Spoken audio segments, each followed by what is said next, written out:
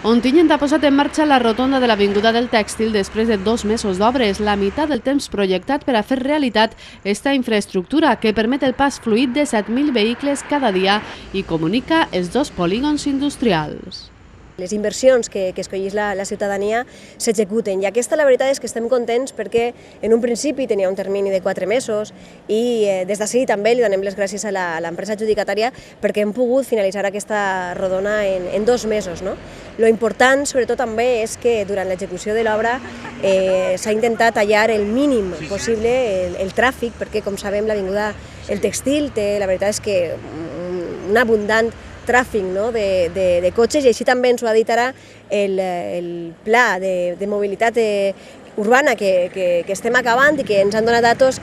com per exemple circulen vora 7.000 cotxes, 7.000 turismes al dia per aquesta avinguda. Per tant, aquesta rodona té quasi encara més importància després de conèixer aquestes dades.